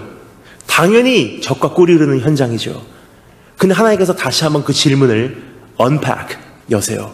너 진짜 축복이 뭐라고 생각하니? 뜨끔하면서 생각을 했을 거예요. 왜냐하면 그때까지 이스라엘 민족은요, 굉장히 단순했어요. 단순한 논리. 저주의 땅 애굽, 약속의 땅 축복. 그럼 약속의 땅에만 들어가면 행복할 거야. 이 현장만 벗어나면 이제는 모든 게 해결돼. 적과 꿀이 흐르는 땅에만 들어가면 이제 나는 모든 것이 행복해. 그럼 하나님께서 마지막으로 물어보세요. 너 저기만 들어가면 행복할 거라고 생각하니? 너 저기만 들어가면 모든 문제가 해결될 거라고 생각하니? 너 진짜 축복이 뭔지 알려줄게 하면서 주님께서 이들에게 진짜 축복에 대한 정의를 하십니다. 뭐냐? 인간이라는 존재는요, 내가 정말 이게 축복이다라고 느껴지는 그것을 두려워하거든요. 내 인생이 그 축복이라고 여겨지는 그 대상 위에 전체가 비중이 놓여져 있어요. 그래서 내가 그것을 굉장히 소중히 여기고요, 내가 그것을 따라서 두려워한다는 거예요. 네가 여호와 하나님을 두려워함을 배우라 말씀하시면서 진짜 축복이 뭔지를 말씀하세요. 두 가지입니다. 첫 번째 따라 잘못했습니다. 계시를 소유한 축복. 예, 여러분 욕이 아니기 때문에 좀 담대하게 따라하셔도 괜찮습니다. 계시를 소유한 축복. 너 진짜 축복이 뭐라고 생각하니? 이스라엘 민족 안에는 이런 생각이 있었죠. 저 요단강만 건너면 이젠 정말 축복받아. 약속의 땅의 축복이야. 젖과 꿀이 흐르는 현장이 이젠 정말로 내가 이루고자 하는 내 완성된 삶이야. 어떻게 보면 우리하고 똑같아요. 저것만 이루어지면 행복해질 거야. 이 문제만 해결되면 정말 내 인생에 바랄 게 없어. 이것만 해결되면 내가 더 이상 이제 기도 제목도 없을 거야. 다른 말로 번역해 보겠습니다. 내 안에는 목마름이 있다는 거예요. 내 안에는 충분하지 못하게 여겨지는 어떠한 부족함이 있다는 것입니다. 근데 주님께서 말씀하세요. 너 이 목마름, 저기만 들어가면 행복해질 거야 하고 저것을 위해서 목말라 하는 이 목마름 자체가 근본적으로 해결되지 않으면 저 땅에 들어간다 한들 넌 저 땅에서도 목마르게 돼 있어. 그래서 주님께서 말씀하십니다. 첫 번째, 너 진짜 축복이 뭔지를 내가 너에게 알려줄게. 진짜 축복은 약속의 땅에 있는 게 아니야. 진짜 축복은 젖과 꿀이 흐르는 현장에 있는 것이 아니야. 진짜 축복은 계시를 소유한 축복이야. 잘 들어주시면 감사하겠습니다. 7절 말씀에 주님께서 이렇게 말씀하십니다. 우리 하나님 여호와께서 우리가 그에게 기도할 때마다 우리에게 가까이 하신 것 같이 그 신이 가까이 함을 얻은 큰 나라가 어디 있느냐. 어디 있느냐라는 단어는요, 우리 현대 표현으로 나타내고자 하면 이런 뜻이에요. 있으면 나와보라 그래. 이런 뜻입니다. 너희가 기도할 때마다 하나님께서 귀를 기울여 주시고, 너희가 하나님께 외칠 때마다 하나님께서 너에게 가까이 하시고, 하나님 정말 주님을 찾을 때마다 하나님께서 친밀함으로 너에게 대해 주신 그런 큰 나라가 있으면 한번 나와보라 그래. 이스라엘 민족 약속의 땅, 젖과 꿀이 흐르는 땅, 요단강 건너편, 이 광야만 아니면 난 정말 행복할 거야. 주님께서 말씀하시면 그게 축복 아니야. 광야 40년 동안 너 축복의 현장인지 몰랐지. 광야 40년 동안 내가 너와 가장 가까운 곳에 있었고, 기도할 때마다 내가 너의 기도를 들어주었고, 너의 친밀함 가운데 내가 너에게 교제해왔던 거, 너 그 축복인 줄 몰랐니? 이스라엘 민족은요, 그때 정신 바짝 차렸을 거예요. 잘못하면, 하마터면 큰일 날 뻔했어요. 약속의 땅에 들어가서요, 그게 궁극적인 목적, 축복인 줄 알고 그것을 소유하기 위해선 하나님을 버릴 수 있는 존재였었어요. 하나님께서 다시 한번 정리하세요. 저 땅에 들어가도 근본적인 목마름 해결되지 않고는 너 불행해져. 예를 들겠습니다. 여러분, 저는요, 오늘로써 이 부활의 교회하고 교제한 지 거의 10년쯤 됩니다. 그때 우리 담임 목사님께서 후임 목사님으로 처음으로 이게 오셨을 때 얼마 되지 않아서 목사님 처음 뵀어요. 그때만 해도 아직까지도 정말 그 경찰의 오로라가 옆에서 느껴지는 그러한 목사님이셨어요. 그래서 제가 마음을 열어드릴 수 있지 않았나 생각이 됩니다. 왜냐면요, 제가 제 자신을 보면요, 잘못하면 욕이 나올 것 같습니다. 죄송합니다. 표현을 잘하겠습니다. 조심하겠습니다. 사람이 두 종류가 있는 것 같아요. 개 같은 사람이 있고요. 죄송합니다. dog type people. 멍멍이 같은 사람들이 있고요. 고양이 같은, 말을 바꾸겠습니다. 고양이 같은 사람들이 있고요. 멍멍이 같은 사람들이 있어요. 타입이 두 가지 종류가 있죠. 멍멍이 같은 존재는요, 굉장히 처음부터 막 와갖고 사람을 좋아해요. 그냥 편하게 대해주고, 그냥 굉장히 편하게 해주고, 막 좋아해주고, 그냥 와갖고 꼬리 흔들고, 그쵸? 저는 고양이 같은 사람이에요. 쉽게 마음을 안 줍니다. 왜냐하면요, 일본에서 컸거든요, 저는. 그래서 제일 먼저 I put my guards up. 제일 먼저 제가 조심하는 사람들이 누구냐? 처음부터 저를 너무나 좋아하는 사람들은 전 제 마음을 안 줘요. 그래서 제가 담임 목사님이 참 좋았어요. 처음에는 경찰이셨기 때문에 거리를 두시고 저를 가만히 보세요. 그래서 제가 편했어요. 이렇게 많이 집회를 다녀도요, 처음부터 좋습니다, 막 너무 행복해하면요, 저는 저 사람 조심해야 되겠다. 왜냐면요, 감정이 불안정하다는 뜻이에요. 많은 경우. 다는 아닙니다. 많은 경우 불안정하세요. 나를 거기까지 처음 만났는데도 좋아할 수 있다는 것은요, 금방 마음이 식을 수 있다는 뜻이에요. 그런데 그렇게 만나서 10년 동안 오는 가운데 이런 생각을 합니다. 요번에 오늘 딱 이제 10년쯤 됐군요 하고 목사님과 이제 식사를 하면서 이야기를 나누면서 목사님께서 물어보시더라고요. 목사님께서 다시 물어보세요. So, 아직 결혼 안 했습니까? 신목사님께서 물어보셨어요. 아직 결혼 안 했습니까? 10년 전에도 똑같은 대답에서 아직 결혼 안 했습니다. 오늘 갑자기 다시 한번 이게 정신을 차리니까 10년이나 됐는데 똑같은 대답이에요. 아직 결혼 안 했습니다. 근데 최근에 한 가지 느끼는 것이 있습니다. 하나님께서 제 마음에 주시는 어떤 음성이에요. 두 가지 말씀드릴게요. 첫 번째는요, 결혼이 저는 늦어질 수밖에 없다고 생각을 하는 확신이 생겼어요. 뭐냐면요, 온 세계를 돌아다니면서 느끼는 바, 특별히 미주에 와서 더 절실하게 피부로 느끼는 바, 아까 말씀드렸죠? 오래 할 수 있는 사역이 아니에요. 이제는 정신없이 24시간을 뛰어다니면서 하루에 4번, 5번 설교를 해도요, 길어봐야 10년이라고 저는 생각해요. 이제 얼마 안 가면요, 정말로 일할래야 일할 수 없는 밤이 옵니다. 이번에 ISIS가 세계에 있는 어떠한 몇몇 대도시에게 테러를 선포했죠. 그 안에 여러분이 잘 아시는 그런 대도시들도 많이 있고요. 이미 대표적으로 나타난 현실, 파리.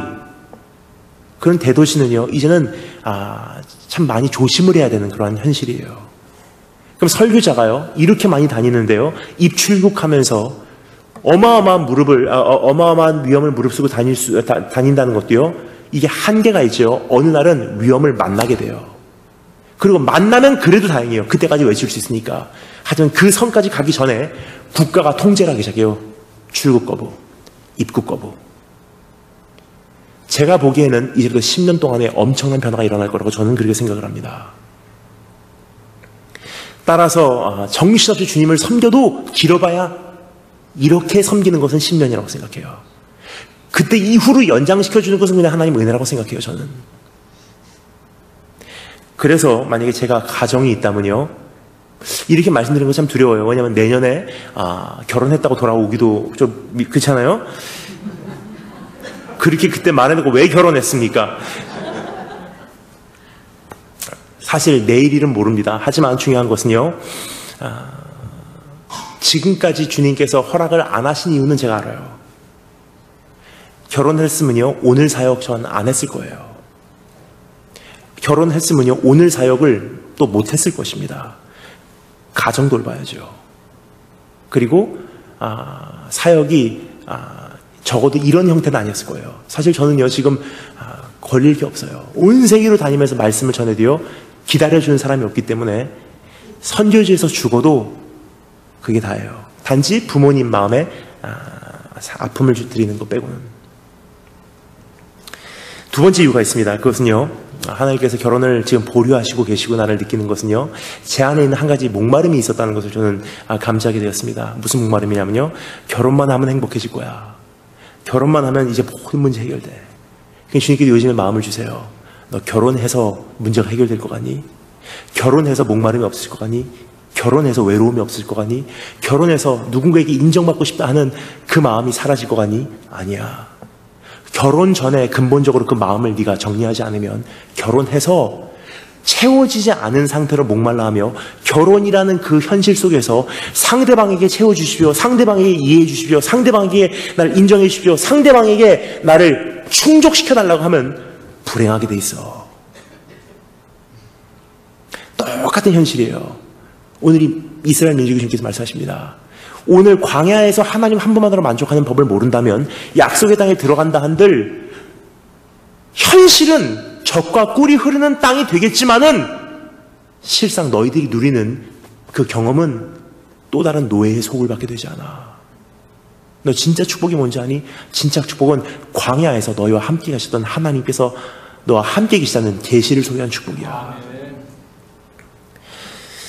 여러분, 29년 동안 우리 교회를 가만히 돌아보면요, 항상 무언가를 향해 오긴 왔어요.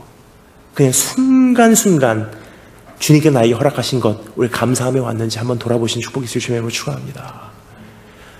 망할 것 같은데 살려주시고, 힘들 것 같은데 일으켜주시고, 지탱하시고 붙잡아주시고 세워오신 것이 하나님이세요. 지난 29년 동안 이 교회를 세우신 하나님을 우리 한번 높여드리는 그런 이번 계기가 되었으면 좋겠습니다. 두 번째입니다. 첫 번째는 계시를 소유한 축복, 두 번째로 잘못했습니다. 계명을 소유한 축복. 8절 말씀 제가 읽습니다. 오늘 내가 너희에게 선포하는 이 율법과 같이 이 규례와 법도가 공의로운 큰 나라가 어디 있느냐. 첫 번째는 계시를 소유한 축복, 두 번째 어디 있느냐 또 물어보세요. 어디 있느냐라는 표현은 뭐라고 말씀드렸죠? 있으면 나와보라 그래. 이스라엘 민족이 소유하고 있었던 계명과 규례 기억하십니까? 이거 먹지 마, 저거 먹지 마, 이거는 만지지 마, 이건 부정한 거야.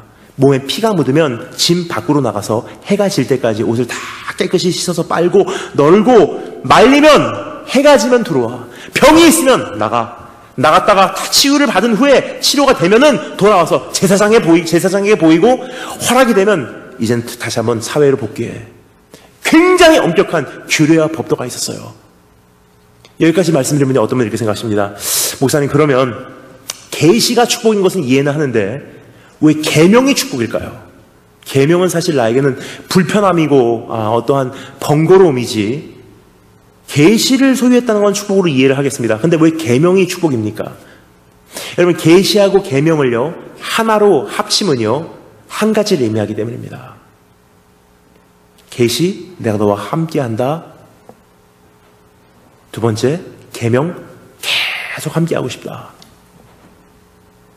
계명의 목적은 딱 한 가지예요. 하나님의 교제권에서 떨어져 나가지 않고 그가 주신과의 교제를 유지할 수 있었던 하나님의 열정. 거룩하신 하나님과 공의로우신 하나님과 의로운 하나님과 교제할 수 있는 유일한 finality, 유일한 하나님의 허락하신 방법이에요. 그럼 여러분, 교제도 중요하지만 계시도 중요하지만 계명이요 정말 하나님께서 우리에게 얼마나 열정을 갖고 계신 우리에게 나타내고 있는 하나님의 모습이 아닌가 생각이 됩니다. 내가 너를 정말 사랑한다. 내가 너와 함께하고 싶다. 그리고 계속 함께하고 싶다. 그러니까 그거 만지지 마. 그러니까 거기 가지 마. 그러니까 죄 짓지 마. 그러니까 그거 먹지 마. 그러니까 저거 하지 마. 그거 하는 날에는 죄로 너 망하게 돼 있어. 내가 하지만 정말 너하고 헤어지기 싫어. 제발 좀 그거 하지 마. 계시와 계명, 가장 큰 축복이에요. 근데 인간이라는 존재는요 계속 목말라하게 돼 있어요. 대학만 들어가면 행복해질 거야. 취업만 행복해질 거야. 여기서 이동만 하면 행복해질 거야. 자리만 바꾸면 행복해질 거야. 사람만 바뀌면 행복해질 거야. 교직권만 바뀌면 행복해질 거야. 그 이상을 생각해요. 그래서 주님께서 말씀하십니다. 근본적으로 해결되지 않고 다른 곳에 간다 한들 너 해결되지 않아. The grass is always greener on the other side. 건너편에 보이는 초장이요 더 푸르르게 보인대요. 미국 사람들의 기가 막힌 표현입니다. 성경적인 표현이에요. 왠지 말씀드리겠습니다. 아담과 하와가 죄를 졌던 문제도 바로 여기 있기 때문이에요. 에덴 동산 완벽한 곳이에요. 사실 여러분, 이스라엘 민족은요 에덴으로 돌아가는, 낙원으로 돌아가는, 축복의 영역으로 돌아가는 여정을 했어요. 하지만 아담과 하와는 처음부터 에덴이고, 처음부터 축복이고, 처음부터 낙원이고, 처음부터 젖과 꿀이 흐르는 땅이에요. 그런데 어떻게 했습니까? 이미 얘가 있잖아요. 거기 들어간다 한들로 행복하게 안 돼. 아담과 하와 어떻게 됐죠? 에덴 동산에서 다 주셨는데, 다 먹을 수 있는데, 다 마실 수 있는데 먹지 말라는 거 딱 한 가지 먹어야지 속 시원한 거예요. 이게 우리 모습이에요. 끊임없이 목말라요. 나에게 주신 거는 생각 안 하고 나에게 없는 것만 바라보고서 저것만 있으면 행복해질 거야. 저것만 하면 내가 행복해질 수 있어. 저것만 하면 이제 바로 살 수 있어. 주님께서 말씀하세요. 근본적으로 해결되지 않는 한 너 저기 들어간다 한들 행복해지지 않아. 너 진짜 축복이 뭔지 한번 생각해봐. 진짜 축복은 저게 아니야. 내가 너를 채울 수 있다는 거야. 내가 너의 유업이고, 내가 너의 상급이고, 내가 너의 재산이고, 내가 너의 약속의 땅이고, 내가 너의 젖과 꿀이 흐르는 그 축복 그 자체야. 아멘. 여러분 그 주님과의 교제, 주님과의 관계를 오늘 얼만큼 존귀하게 여기고 있습니까? 하나님을 두려워한다는 것은요, 너무나 나에게 소중해서 그것이 나에겐 축복이게, 이것만은 잊어버려서는 안 되기 때문에, 이것만은 잃어서는 안 되기 때문에 그거 하나 지키고자 몸부림친다는 뜻이에요. 여러분 하나님을 그렇게 두려워하고 있습니까? 아니면 아직도 하나님을 통해서 약속의 땅 가져가야지, 하나님을 통해서 저기까지 행복해져야지, 하나님을 통해서 응답받아야지, 아직도 그 생각이라면요, 입으로는 하나님을 두려워한다고 해도 하나님은 교체가 가능한 replaceable part, 하나님 외에 다른 것으로 행복해질 수 있다면 오케이 괜찮아. 하나님을 통해서가 아니고 다른 것으로 내가 기도 응답 받을 수 있다면 하나님 goodbye, welcome somebody. 여러분 오늘 하나님 앞에서 내가 가장 소중하게 여기는 건 내 궁극적 목적지 된 약속의 땅, 내가 정말로 들어가고 차지하기를 원하는 그게 뭔지를 우리가 생각할 때예요. 하나님이십니까? 아니면 하나님을 통한 응답이십니까? 우리 주님 그분 자체이십니까? 아니면 그분을 통한 어떤 다른 현실입니까?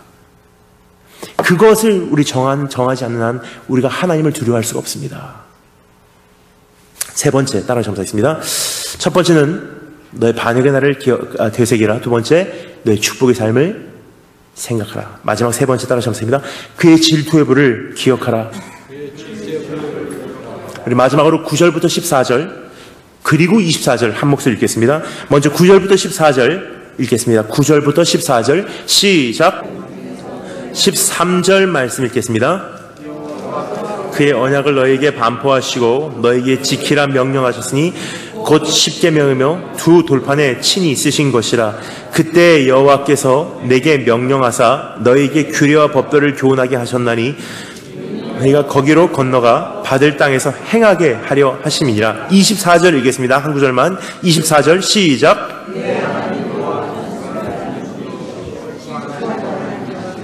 아멘. 여러분 마음 같아서는 사실 신명기 4장 전체를 읽고 싶었지만 시간 관계상 그럴 수는 없었고요. 지금 읽은 이 구절들이 최소한도로 이 4장 말씀을 잘 요약하고 있습니다.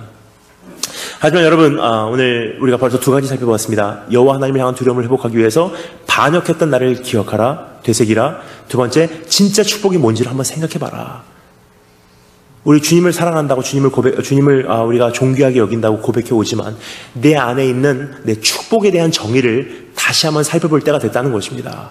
내가 왜 신앙생활하나? 하나님을 통해서 응답받으려고, 하나님을 통해서 축복받으려고, 하나님을 통해서 어떤 다른 현실을 이루어내려고. 그것을 하는 한 하나님을 사실은 근본적으로 두려워할 수가 없어요. 주님만이 나의 유업이요, 주님만이 나의 재산이요, 주님만이 나의 약속의 땅이라는 이 자체가 고백되지 않으면요, 언젠가는 주님을 배반할 수 있는 존재예요. 왜냐? 그만큼 내가 주님을 가볍게 여긴다는 뜻입니다. 하지만 세 번째, 그의 질투의 불을 기억하라고 말씀하세요. 마지막 세 번째 주님께서 말씀하시는 이 질투의 불에 대해서, 소멸하시는 불에 대해서 우리 잠시 정리해 보도록 하겠습니다. 여러분, 하나님께서 자기 자신을 소개하실 때 뭐라고 말씀하시죠? 질투하시는 여호와래요. 근데 여러분, 질투하신 여호와 그러면 우리 보통 오해를 합니다. 질투하신 여호와 그러면요, 하나님 굉장히 때로는 감정적으로 째째한 분이 아니신가? 왜냐면 우리가 보통 사용할 때 그 질투라는 단어는요, 감성적으로 굉장히 째째한 그러한 형태의 감정으로 여겨질 때가 많습니다. 그렇죠? 저 사람은 저게 있는데 왜 나는 그게 없어? 저 사람에게 왜 저거 주는데 왜 나에겐 그거 안 줘? 그래서 난 네가 싫어. 뭐죠? 굉장히 째째한 내 안에 있는 궁핍함에서 말미암은 감정이에요. 내가 다 채워졌다면요, 저 사람에겐 저거 주고 나에겐 이거 줘도 괜찮은 거예요, 사실. 그러니까 질투라 그러면요, 우리가 보통 생각하는 질투는 내 안에 있는 부족함, 내 안에 있는 채워지지 않음, 내 안에 있는 궁핍함에서 말미암은 어떠한 형태의 감정, 질투. 자, 그런데요, 성경에서 말하는 이 질투는요, 하나님은 질투하신 하나님이 할 때 그 질투는요, 우리가 생각하는 그러한 감정이 아니라 사실은 jealous라는 단어가 아니라 또 다른 단어로 표현하는 게 정확해요. zealous.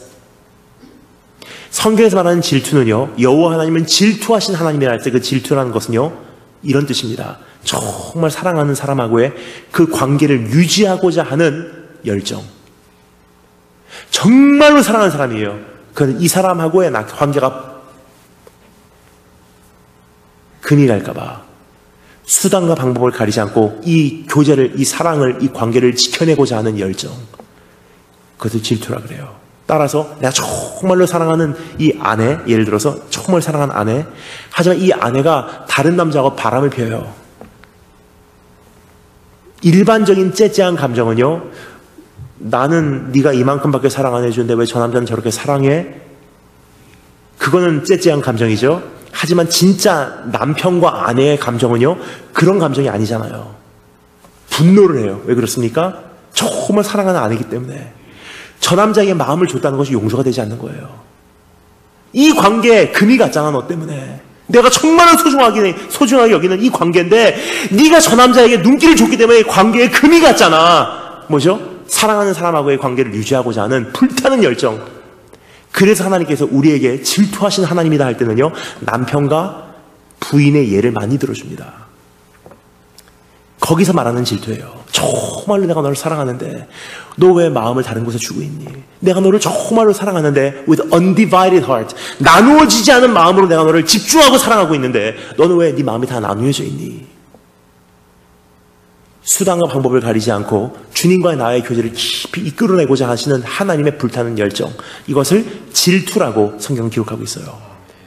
근데 이 하나님께서 나와 그렇게 함께 하시기를 원하시는데요, 나는 하나님하고 함께 할 수 있는 존재는 아니에요. 여러분 기억하십니까? 첫 번째 사건, 오늘 말씀을 살펴본 첫 번째 사건은 어디서 일어난 사건이죠? 바알볼의 사건. 무슨 산이죠? 부올산에서 일어났던 사건이에요. 그냥 우리가 지금 살펴보고자 하는 이 세 번째 사건은 어디서 일어난 사건이죠? 호렙산에서 일어난 사건입니다. 지금 이야기를 주님께서 이 두 가지 이야기를 하고 계신 거예요. 바알볼의 사건을 기억하라. 두 번째, 호렙산 사건도 기억하니? 하나님께서 정말 우리와 함께 하시기를 위해서 신의 산에 강림하셨는데, 내려오셨는데, 하나님께서 내려오신 그 하나님의 영역과 더러운 인간들이 사는 이 더러운 우리들의 영역이요, 자연적으로 마찰이 생기는 거예요. 물과 기름이 섞이지 않듯이 하나님이 거하시는 곳과 우리들이 있는 그 영역 가운데 자연적으로 경계선이 형성이 됩니다.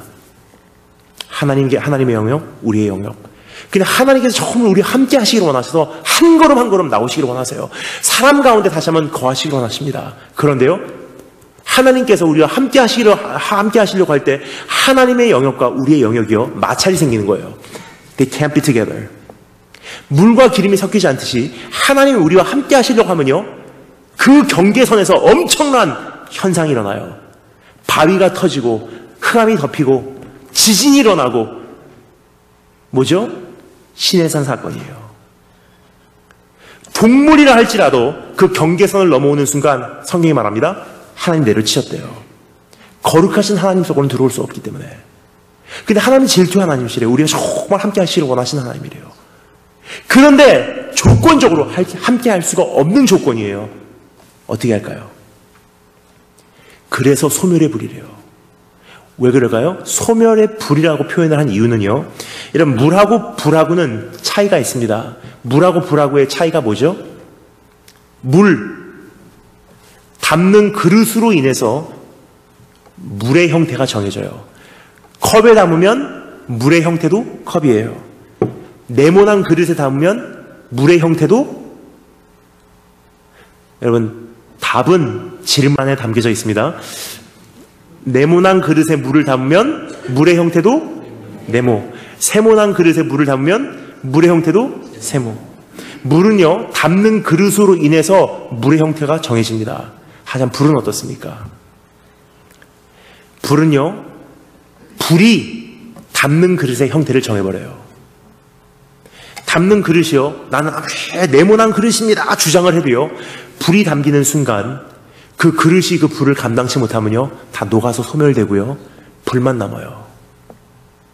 하나님께서 거룩하신 분, 하지만 나와 함께 하시기를 원하시는 분. 그래서 그분이 동원하시는 방법은 무엇입니까? 소멸하시는 불로요, 내 삶 속에 담기세요. 그 순간 어떻게 되죠? 하나님 나 이것도 있어야 되고요. 저것도 있어야 되고요. 내 인생은 이런 것이고요. 이게 내 인생의 틀이고요. 난 이런 사람입니다. 근데 그분께서 나와 정말 교제하기를 원하셔서 내 삶 속에 임하시는데 내가 주장하는 이 모습과 하나님의 하나님 되심과는 마찰이 일어나요. 막 흔들리고 내 삶 속에서 변동이 일어나기 시작해요. 근데 이것은요, 하나님께서 어떻게 하십니까? 소멸하신 불로 임하셔서 다 소멸하시기 시작해요. 그래서 결국은 하나님과 나와 하나가 될 수 있는 그러한 현장으로 새롭게 재구성하신다는 뜻이에요. 근데 이 과정이 사실 만만치가 않아요. 막 흔드시기 때문에 turbulence, 하나님의 영광이 임하시는 순간 우리와 함께 할 수가 없으니까 turbulence 막 흔들리는 거예요. 사업이 무너져 내리고요, 교회가 흔들리기 시작하고요, 가정이 흔들리기 시작하고요, 건강에 어려움이 오고요, 작별하기 시작하고요, 이별하기 시작하고요, 사고를 만나게 되고요, 질병이 생기고요, 내가 의지했던 모든 것이 내 안에 내가 의지했던 대상들이 있다면 내 안에 있는 그 이물질들과 내 안에 있는 우상들이 다 흔들리기 시작하는 거예요. 그때마다 우리는 아프다고 외칩니다. 하나님 제발 좀 그만하세요. 근데 하나님께서 임하시기 시작하면요, 멈추지 않아요. 언제까지요? 다 없어지고 다 소멸되고 다 녹아지고 하나님께서 내 안에 거하실 수 있는 그 순간까지. 왜요? 질투하신 하나님이시기 때문에 나와 거기까지 함께 하시기 원하시는 하나님이세요. 그래서 성경이 말합니다. 그 질투의 불을 기억하면 어떻게 돼요? 내 영혼을 하나님께 온전히 맡겨드릴 수 있어요. 하나님 그렇다면요, 주님의 뜻을 이루소서. 아무리 아파도 내가 불평하지 않을게요. 아무리 힘들어도 내가 원망하지 않을게요. 이 과정이 길다고 해도 내가 기다리겠습니다. 내 자신을 주님의 수술대 위에 온전히 올려놓는 과정, 내 영혼을 주님께 맡깁니다. 신뢰, 뭐죠? 여호와 하나님을 두려워하는 것. 이 세 가지 요소가 하나님을 정말 두려워하고 경외하고 예배자로 살아가는 우리의 삶 속에 없어서는 안 되는 세 가지 요소예요. 하나님을 무서워하는 것, 하나님을 존귀하게 여기서 나의 유업으로, 나의 인생의 보화로, 내 약속의 땅 그 자체로 여기는 것. 그리고 세 번째, 매일매일의 삶에서 나를 하나님의 형상으로 빚어나가시는 그 과정 가운데 비록 그 과정이 아프고 흔들리고 무너져 내리고 이별하고 상처받고 눈물의 현실이라 할지라도 내 영혼을 주님 앞에 온전히 올려드리고 그분 바라보고 신뢰하고 잠잠히 기다리는 여호와를 두려워하는 모습. 여러분, 이 세 가지 내 안에 아직도 감지되고 있습니까? 아니면 그냥 좋은 게 좋은 걸로 살아오셨습니까? 여러분, 우리가 새롭게 이제 시작하기를 원하는 여정이 있습니다. 하나님을 두려워하는 그 두려움을 회복하는 여정. 거기 동참해 주신 우리 한 분 한 분 되시길 주님으로 축원합니다. 다 같이 기도하겠습니다. 오늘 다 같이 기도할 때 우리 잠시 찬양팀 올라오시고요. 찬양팀 올라오실 때까지 우리 잠시만 묵상하며 주님 앞에 나가도록 하겠습니다.